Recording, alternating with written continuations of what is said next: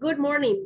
My name is Melissa Almodovar. I'm the Interim Director of the Procurement Division for the Community Development Block Grant Disaster Recovery Program. In this private meeting, we're going to explain the process for the CDBG-DR-RFP-2022-03, request for proposals for environmental services under housing programs. We are recording this meeting and it will be published at a later time in an addendum that will be published in the CDBG-DR webpage. I would like to introduce my team from PRDOH.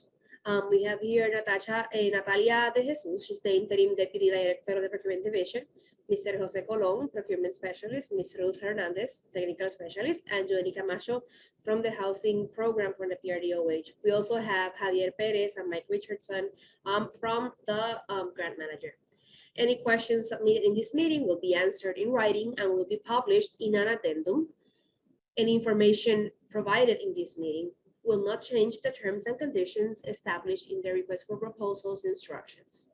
All procurement processes shall be conducted in accordance with the terms and conditions established in the procurement manual and contractual requirements to guarantee full and open competition or fair treatment of all persons or entities involved in each procurement process.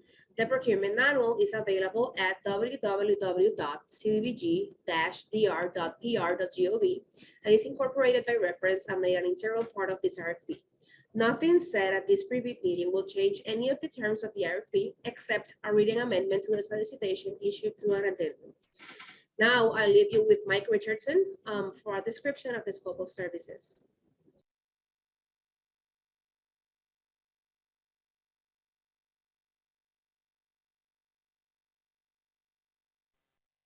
Thank you, Melissa. Can I share my screen? I have a short presentation about the scope of services.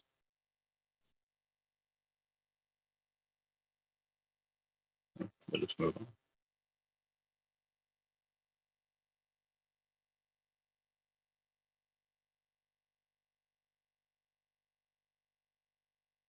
Thank you. I'm going to go over a little bit on the scope of work. Most of this information is, of course, included in your the RFP. However, I just wanted to go over real briefly those things and a little bit more information as we move forward. This is a environmental work for the CDBG-DR and CDBG mitigation housing programs. For the housing programs, they consist of primarily things for single family up to 4 units housing. They have the current active programs are the repair, reconstruction, relocation program, also called R3. They have the community energy and water resilience installation program that is just starting up, called Sherry. They also have a proposed program that will be starting here in the not too far distant future. It's called the Blue Roof program. It will be part of the R3 program and under CDBG-DR. There will also be a single family housing program to be developed under CDBG-MIT program. As we have in your RFP, we have staff services. Staff services, we have the level 1 contractors, and of course, level 1 contractors are those larger firms that we would anticipate can handle more assignments or bigger assignments or such, and we'll evaluate you as such. Level 2 contractors are those that are more medium, small size. We're certainly going to evaluate you on what your expertise and your qualifications, but we understand too that you probably won't be able to handle some of the larger or some of the more significant sizes of some of the programs. And of course, the staff expertise, experience and qualifications are included in your RFP. To go over the environmental tasks briefly, there will be several as we move forward. One of the environmental tasks, and these are all in your RFP, environmental surveys and assessments. Primarily for everything that you do, there will be a field observation report. That will be for every environmental that's done, including anything for single family housing, anything for other type of assessments that may be required.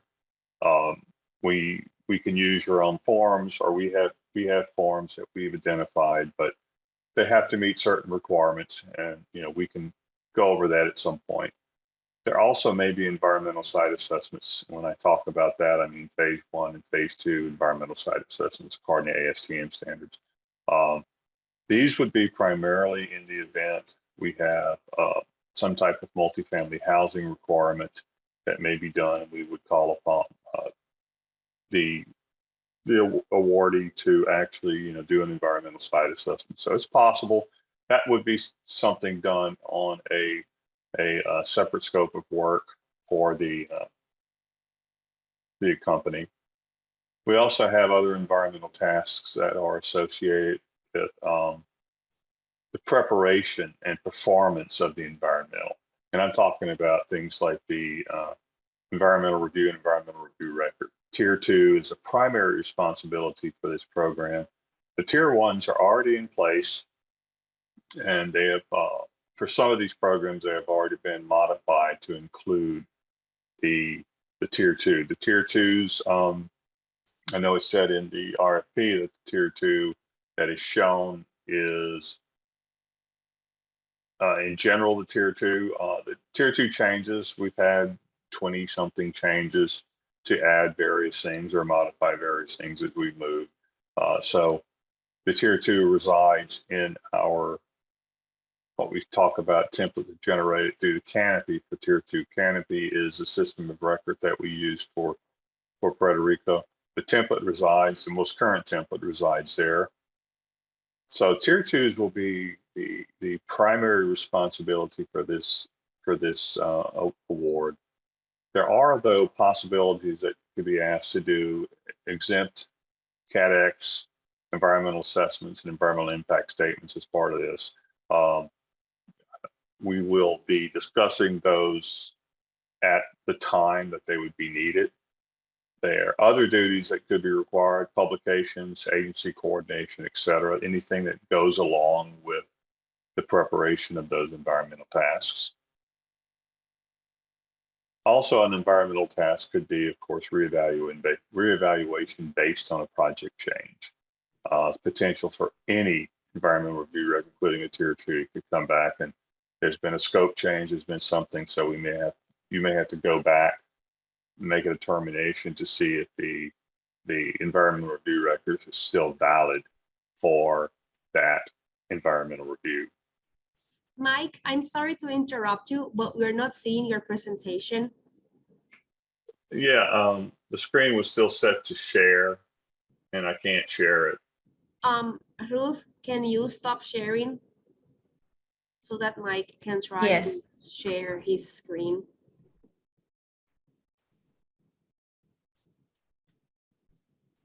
There we go. Right.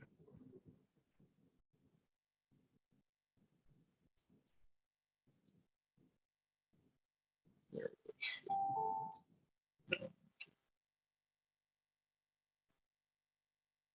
No. Okay, can y'all see this now? Yes, yes. Now that we've gone through some of it, and I've pretty much read and commented as we've gone through, so it's nothing that you haven't seen. Some of the environmental tasks also that are included in the RFP are historical and archaeological studies. This includes things like archaeological historic surveys, actually sending people out to do the survey, the monitoring once the project is approved.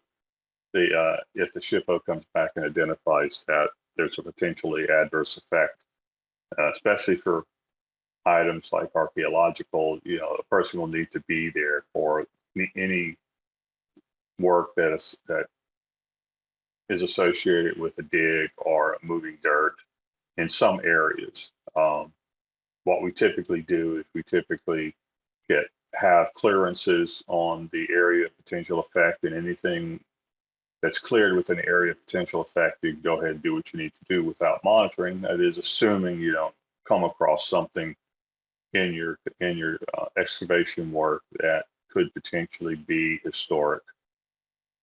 And then also there'll be preparation of forms for SHPO. The SHPO, of course, has their means and methods of how they want to see things and how they want things done.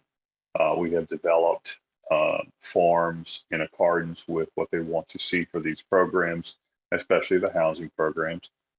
The work is to be done by an SOI qualified professional, that's Secretary of Interior Standards. We have numerous SOI qualified people already on the island or already in working on the program. If you have a new SOI qualified professional that you want to qualify for the program, you have to submit that to the grant manager and PRDOH, and that person has to be qualified, approved by HUD. So the SHPO coordination, the actual conversations with SHPO currently is performed by the PRDOH. I don't see that changing at this point.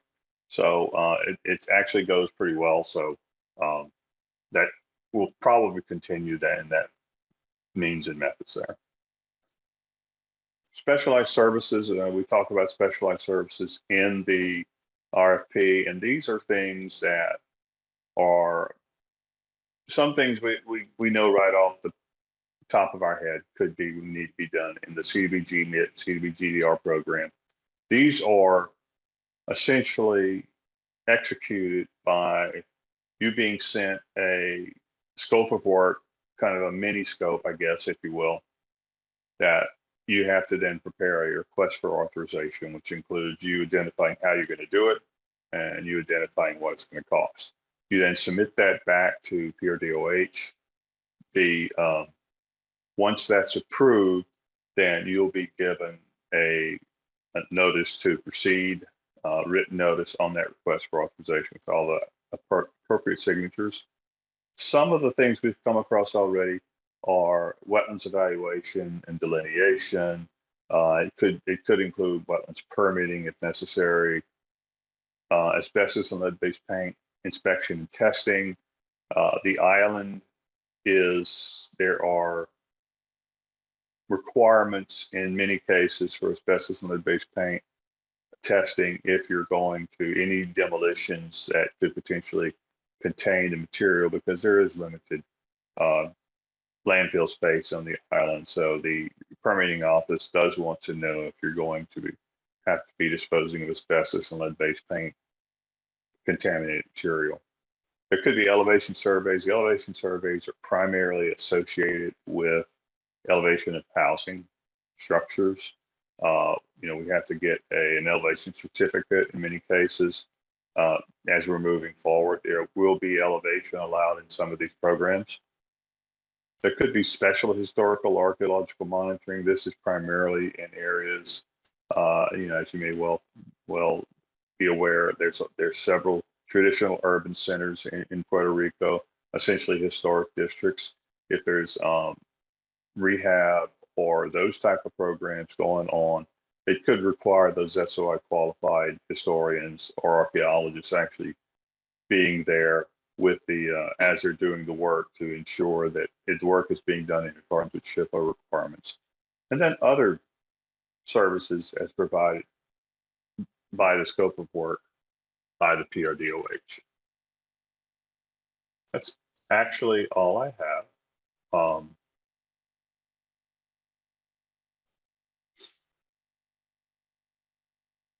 So we'll go back and turn it over unless there are any questions specifically. I don't know how y'all are doing questions specifically right now.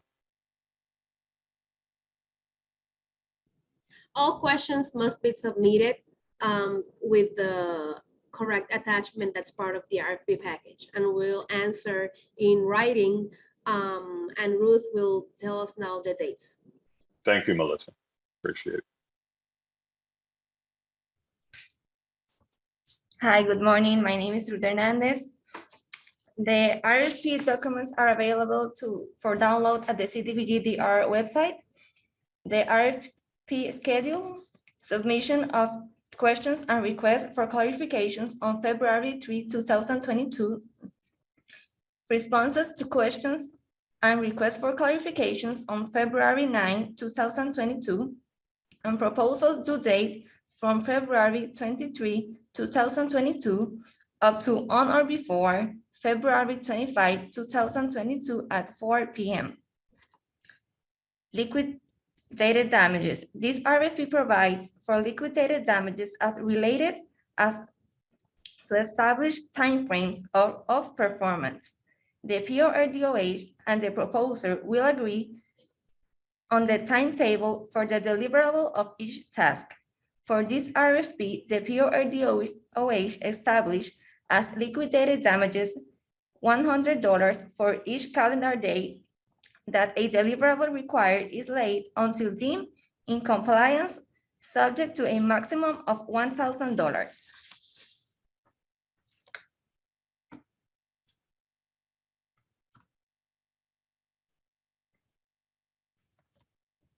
Each prospective shall submit all questions in writing on or before February 3, 2022 at 4 p.m.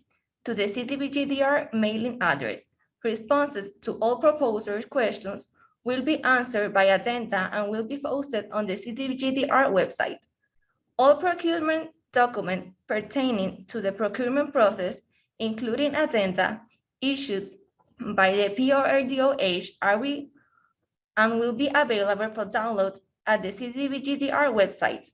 All prospective proposers must monitor the CDBG-DR website to retrieve Addenda, if any, issued for this procurement process.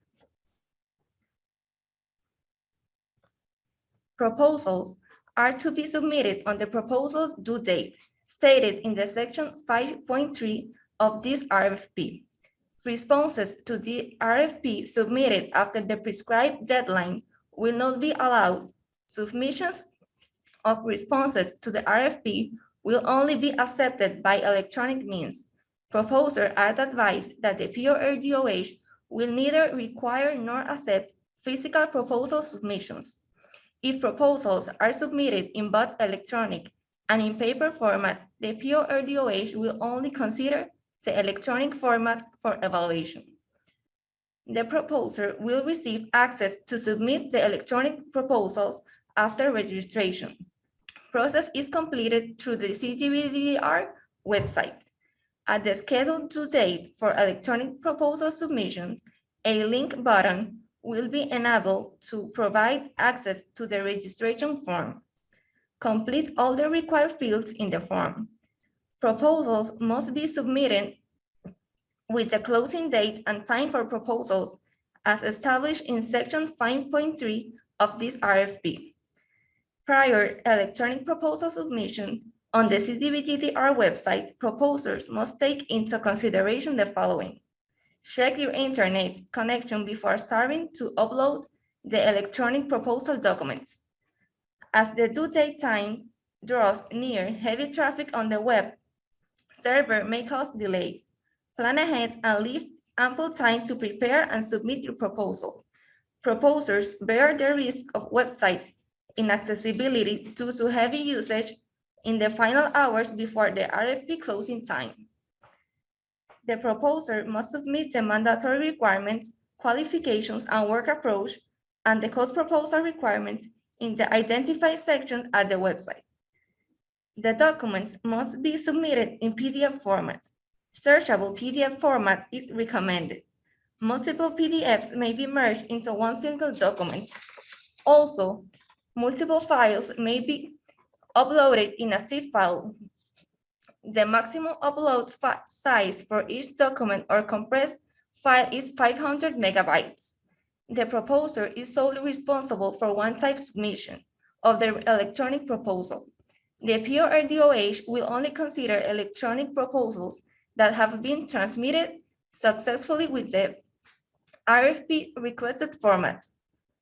During document upload process, the proposer will be able to click on the documents and have a preview of the uploaded documents. Incomplete electronic proposals with errors or viruses or corrupted files are found after the upload will not be accepted. During submission period, proposer experiencing any technical difficulties may contact the PRDOH at cdbg-procurement@vivienda.pr.gov. If CDBG-DR website fails during the submission period on or before the scheduled time deadline, the PRDOH will provide instructions via addendum to the proposers. Now, Jose Colon will continue the presentation.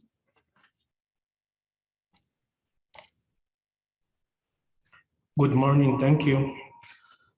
Mandatory requirements will be scored as either pass or fail. Failure to comply with all of the mandatory requirements of this RFP will result in the disqualification of the proposer. Mandatory requirements includes, among others, financial requirements, audited, reviewed, or compiled financial statements for the most recent 2 years issued by a certified public accountant, CPA, and prepared in accordance with U.S. generally accepted accounting principles.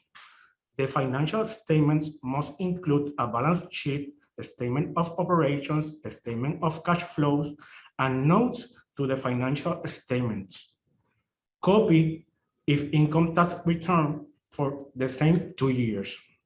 If proposer has more than 1 year in operation but less than 2, please provide the requested information for the last fiscal or calendar year.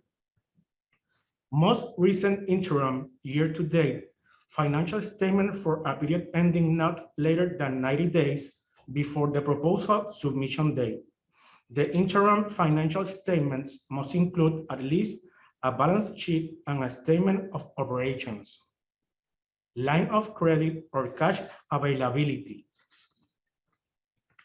The proposers will be divided into levels. Comparable project requirements for each level are as follows. Level 1 contractors.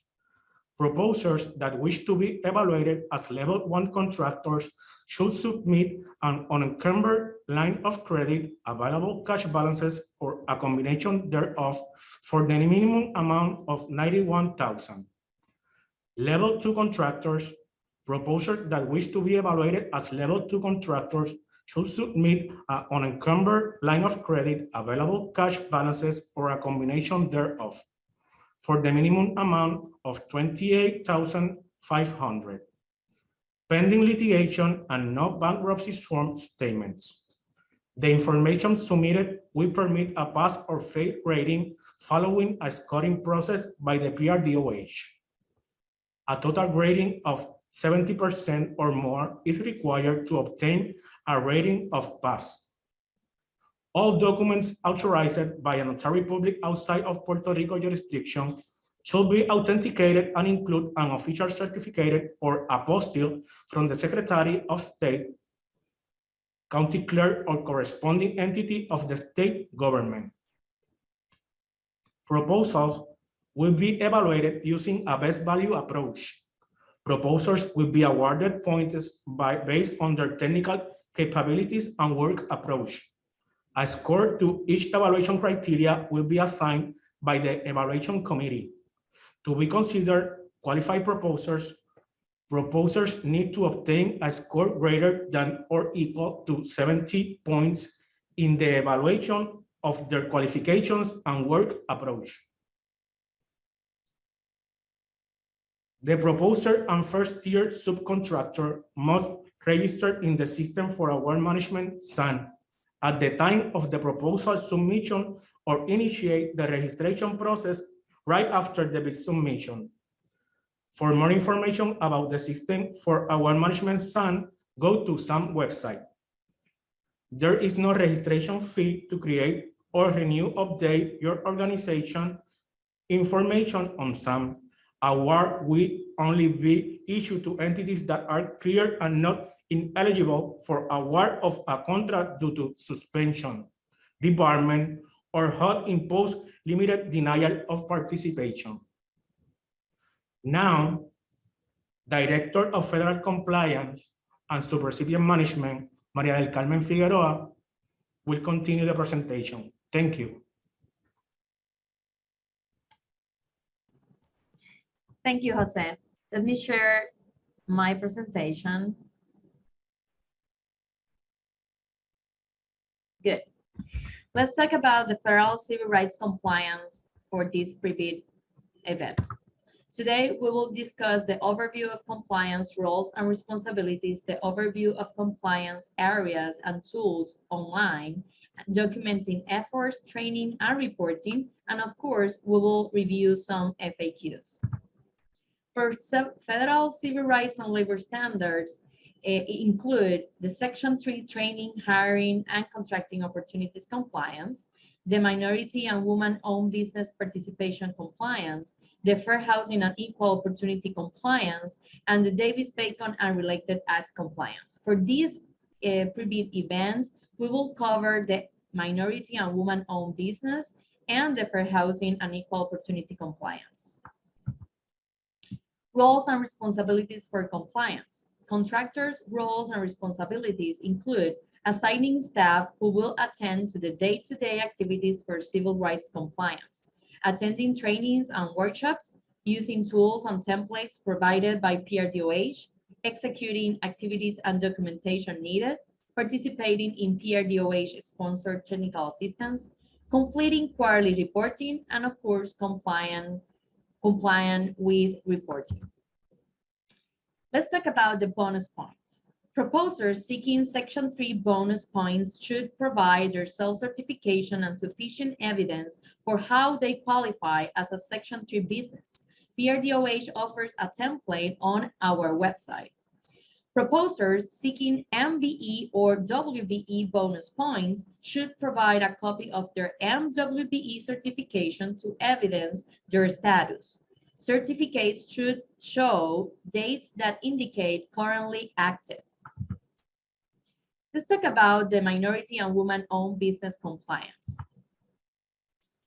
The 2 CFR 200-321 executive orders and other documents establish the participation of MWBE firms to ensure that when possible, contracts and other economic opportunities founded in whole or in part with federal housing and community development assistance are directed to MBE and WBEs.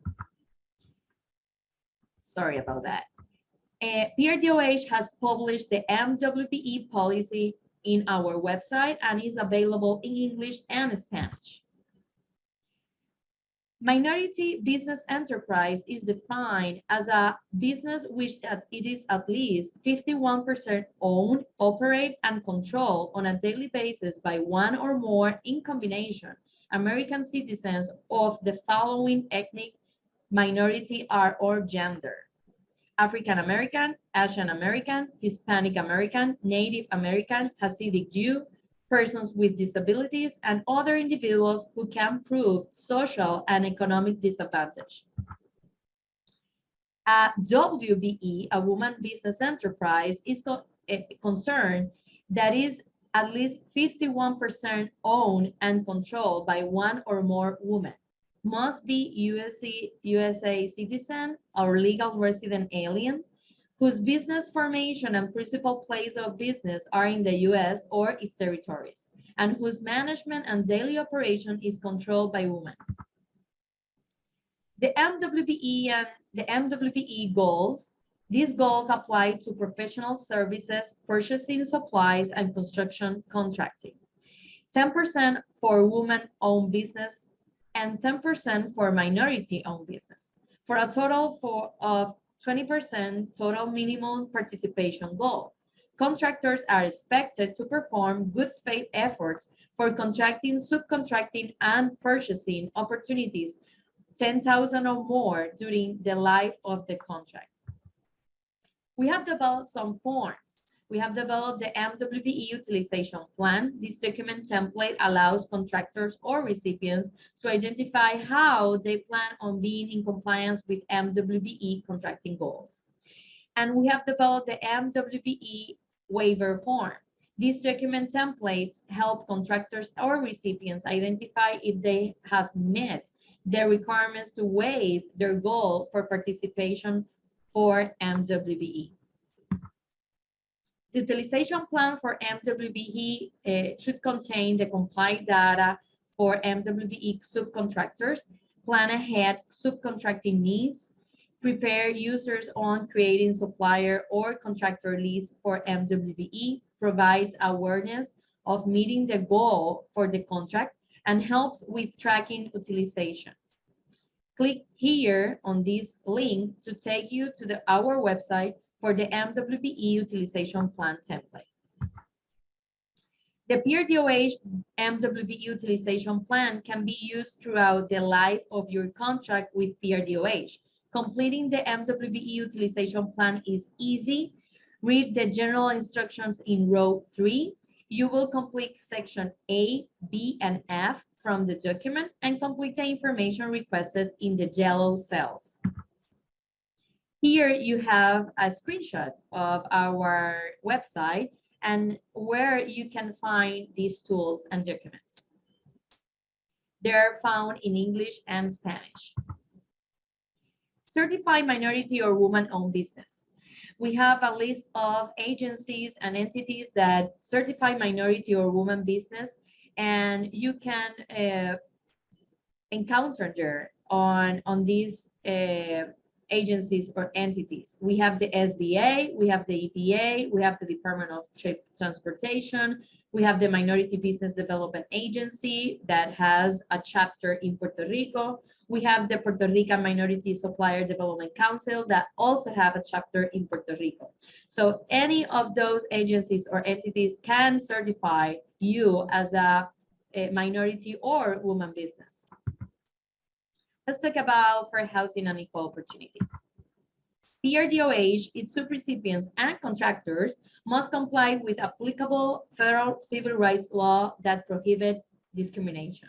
This includes housing activities as well as federally funded programs and activities. Discrimination is prohibited against the following federally protected classes: race, color, national origin, religion, sex, age, familial status, disability, gender identity, and sexual orientation. The Fair Housing Act is Title 8 of the Civil Rights, as amended is in 1988, and includes many executive orders, laws, and statutes. You can find those in this list. And equal opportunity is afforded to protect classes through a number of federal laws and executive orders, and you can find those in this list. We also have developed a FHEO policy, and you can find the FHEO policy in English and Spanish in our website. Also, you can find the language access policy in English and Spanish. Fair housing and equal opportunity. As a recipient of HUD financial assistance, PRDOH must ensure that its programs affirmatively further access to fair housing. The PRDOH CDBG-DR program will take meaningful action to combat discrimination, overcome historic patterns of segregation, promote fair housing choice, and foster inclusive communities. All federally funded programs must ensure that policies and procedures do not deny the opportunity to participate in, access, or benefit from programs like the CDBG-DR program, including employment opportunities. These requirements are enforced by HUD Office of Fair Housing and Equal Opportunity.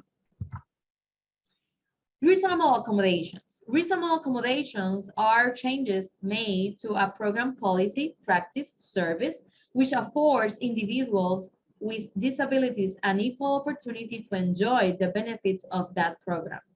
Section 504 requires that federally funded programs provide requested reasonable accommodation or reasonable modifications at the cost of the program to individuals to the extent that they are reasonable and serve a verifiable disability-related need. The CDBG-DR reasonable accommodation policy provides requirements and guidance to programs about the critical due diligence and evaluation of these requests. The Federal Compliance and Labor Standards Division assists programs in the handling and evaluation of these requests as needed. Limited English proficiency. Limited English proficiency refers to a person's limited ability to read, write, speak, or understand English.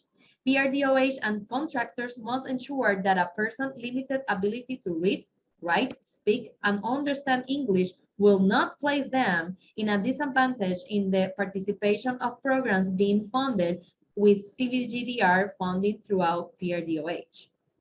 PRDOH has recently approved its language access plan to direct how PRDOH and its subrecipients and contractors will take actions to ensure meaningful access for those who are LAP or limited Spanish proficiency.